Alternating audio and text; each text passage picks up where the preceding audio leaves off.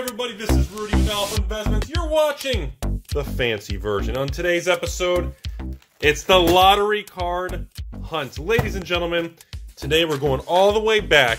What is this? Hold on. All the way back. All the 2017 of the Stockley Park ensnaring bridge in the middle of having SEX. Oh God, that was my elementary school, UB11, next to ET inside the UK. So folks, today my patron John is Rudy. I know the history of Amonkhet. I know everybody hates it. I know, but we want to try to go. We want to go for the lottery. I said, dude, you have some giant tether balls. Because let me tell you something. Amonkhet is almost $200 a box now, okay? On top of that, if the expected value of Amonkhet is currently sitting, 70 bucks a box. Expected value using TCG market right now. So, you essentially need a lottery card or this chick's face is going to laugh at you. So good luck. No turning back.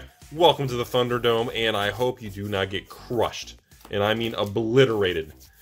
Shadow of the Grave. That's actually a decent little rare, actually. And a foil mountain. Heading over to foil land. Kitty cat. And a swamp. Yes, a couple things that everybody should know. This product did terrible. This product, Bounty of the Old Luxa. This product at release was not a good time, folks. I'm not going to sugarcoat it. This thing came out, and it didn't do well. And Drakehaven. And, oh, that's right, like one in every so many you get a full art, and even then, like a full art basic land, that would be considered special, like maybe 10 years ago, an original Zendikar, but now, I mean, nobody cares. The needle of what's fancy has been moved. Boom! Steward of Elements. There she is, Mrs. N, looking great as always for Mythic #1. I don't think it's worth a whole lot. What do you guys think of these? What do you guys think of these punch card things? I mean, I think they're kind of neat. I mean, I know they don't have any actual financial value or anything, but I just think they're kind of neat. They just have a neat little, kind of a playful little thing to it. Rags to Riches for Disappointment, and Plains and an Insect. Fun fact, everybody, when they announced an Egyptian Magic set, I was probably the most excited I've ever been for a Magic product in a very, very long time. Like, I was so pumped, everybody. Dusk Till Dawn in a Plains. And then when, of course, there were lottery cards in it, I was, oh my God, you guys have no idea. I was so flippin' pumped. It was insane how excited I was for an Egyptian set with lottery cards, everybody. And the Heart Piercer, that's kind of disappointing. And then when I found out what the actual lottery cards looked like inside this product, oh my God, it was, I was like a bear market. I sold off. Oh! Procession! Dr. A. This is something I had to go see in high school. Dr. A. There we best card in the set. I think this thing is still, what, 10, 20 bucks?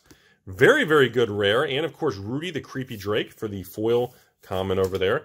Obviously, the big money in this product is, this is essentially a lottery card or bust video, everybody. The patron gets a lottery card. He's going to come out swinging. Cruel Reality. Not one of the best mythics for Mythic #2. So, but that's what's kind of really pushed the price. Any set now with lottery card, masterpiece, invention, gambling, whatever you want to call it, they have all gone up significantly in value. I mean, Kaladesh, $300 for Kaladesh. Holy potatoes, man! I mean, that's like the first time I bit into a tater tot when I was a kid. Couldn't believe it. Plague Belcher. Make sure you lay off the fried foods there. Yeah, and then. Like I said, this was one of my most exciting Magic sets I was ever excited for in my life. And then when I saw the product in the lottery cards, I mean, it was one of the biggest disappointing things in Magic for me in a long time. I mean, I can't explain to you guys how disappointed I was when I saw those lottery cards, and how I couldn't even read the stupid things. I was like, of all the opportunity to do something crazy with Egypt, and I was like, oh man, what a letdown. Anyways, Dread Wanderer, moving forward here. So obviously expected value being around $70 a box using TCG market. We need to hit a lottery card. We're doing a 2-box video today. Old Cat Snake is actually one of the better rares in the set. I don't know if it still holds financial value, but Cat Snake was kind of a big deal. It's kind of like Goldfish Taco. Same thing. Certain things in this world still hold very special value to me. All right, here we go, everybody. And going into 1, 2, 3, we got ourselves the convergence of sand worms and a little island. Yeah, I know. So we're on the hunt now. I don't know if John, my patron over here, is actually going to pull this off, but we're on the hunt for lottery. Approach the second sun. Essentially put, if he hits a lottery card, he's probably going to turn a profit. If he doesn't, he's probably going to get slapped across the face by a pretty old taco. Cascading Cat. You know, I actually thought this was a pretty good actual rare land, everybody. Honestly, I always thought that one didn't really get the attention or respect it deserved. I thought it was a pretty cool little card, but again, by the way, other news. Hey, that's right, land cycle. Scatter Groves, I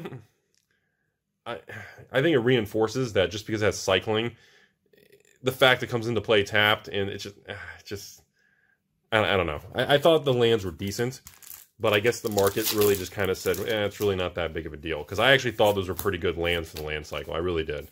But, you know, the whole coming into play tap thing is a really big deal. Like, I can't emphasize that enough. Like, it's very difficult to have any form of land in Magic. If it comes into play tapped, it's a huge hindrance, man. That one-turn delay, I mean, I can't explain how big of a deal that is to most competitive players or anyone who's actually serious about actually playing this Mujic Yu-Gi-Oh! Card game. Hydra. Of course, wouldn't be Magic without it. Well, no lottery card left yet, and we're still looking, though. Glorious End. Why? I to this day, why? Did you guys read the card? Seriously, did you read the card? I don't understand that card. Unless you're doing some sort of donate type of combo, I guess I don't get it. And another one of the rare land cycles, again, the lands in this block are like $2, $3 a card. That's what I look like on the weekends. And they're just not really that expensive, but I don't think the lands are really that bad. The fact you get a choice of 2 different colors, and it has cycling, and the only drawbacks come into play tapped. I always thought those were decent, but, you know, it just shows coming into a play tapped really does wreck it, man. Pyramid! Very nice. So, we're, by the way, so again, on today's 2-box opening over here, the odds of us hitting a lottery card are 50-50, ladies and gentlemen, because there is 1 lottery card in every 4, well, on average, you get 1.5 lottery cards per sealed case of Magic. Both these boxes came from the same case. Canyon Schlaw. Very nice. So, again, if you get 1.5 lottery cards in every 6 boxes, essentially, right, doing a 2-box opening, we got almost that's foretold. We got almost, you know, we got about a 50% chance of getting something. Maybe slightly less than 50%. Maybe like 40%, but whatever. As foretold, actually a pretty good mythic. Actually, 4 mythics already. Wow, okay. And Renewed Faith for the foil uncommon. For those of you who also weren't around, I just want to kind of talk about this product a little bit on the history here. Number 1, the product sold terrible. Favor and a foil rare, the Sandworm. That's flipping disappointment. Amonkhet and Hour of Devastation did not do well, everybody. The sales were very weak. The product was not deemed a huge success. Some people, of course, Wizards and other people blame it on, it just wasn't a good theme. It wasn't, you know, it just wasn't good, or the power level, or the balance. Standard was broken. Everybody has their own opinion of it, but in my opinion, honestly, there was a lot of quality control product problems. I know we're not seeing any issues with the cards in this particular box opening, but definitely, duplication. Definitely take my word for it that this product had a ton of product issues, everybody. I mean, heavy printed, dark cards, light cards, smeared ink, a lot of curling and problems. The quality control was just really, really bad, everybody, and it really hurt the product a lot. Cut the ribbons in a Tormenting Voice. I did like that artwork on Tormenting. I know Tormenting Voice has been reprinted a lot. One of my least favorite artworks in Tormenting Voice is actually the Dragons of Tarkir artwork. I thought it was stupid. But that's actually pretty cool. I like that chick on there. She looks pretty cool. And Irrigated Farmland. I actually do love the artwork on this. Very cool. And again, I always thought the land cycle was pretty decent. But again, shows I don't know how to play the game because clearly the market goes, no, Rudy. No, Rudy. They suck. And Glyph Keeper for the end of box 1. So right down the middle, standard box opening, ladies and gentlemen. Exactly 4 mythics.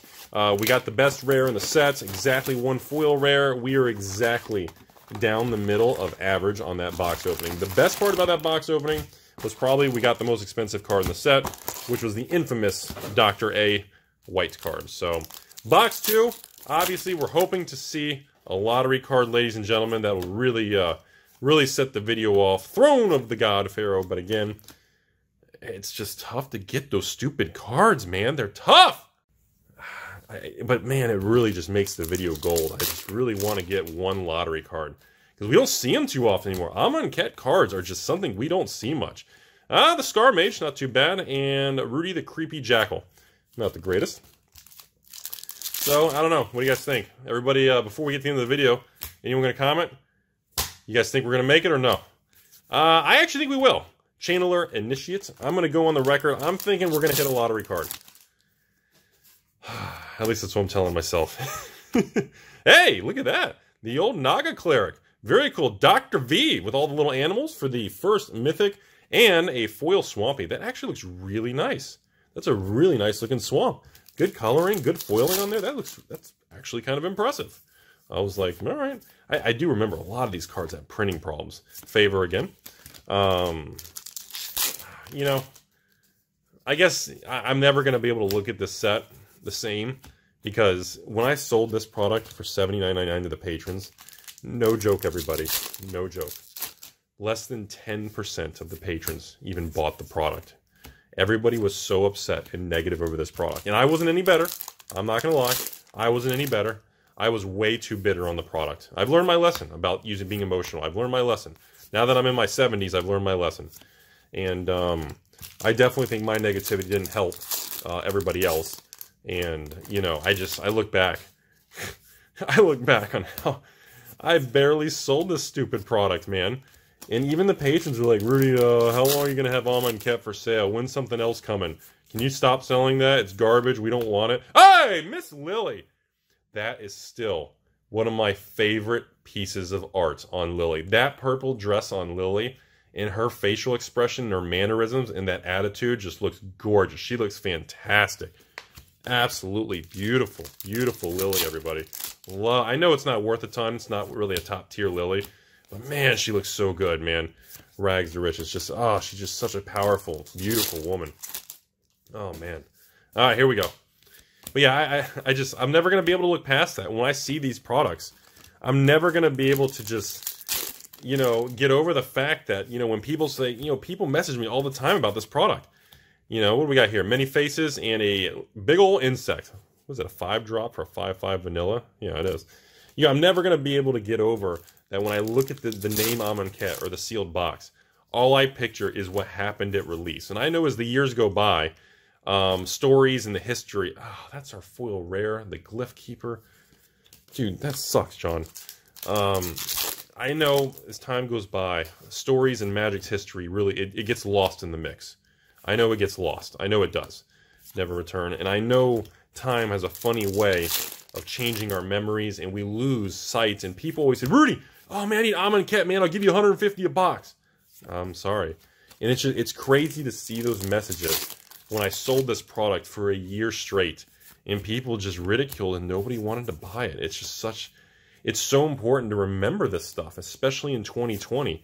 When we're dealing with different types of problems and different types of fear and emotion in the economy, the world, you know, and then, of course, Magic and, you know, scattered groves and, of course, flashy products. Everybody's nervous. It's the same thing.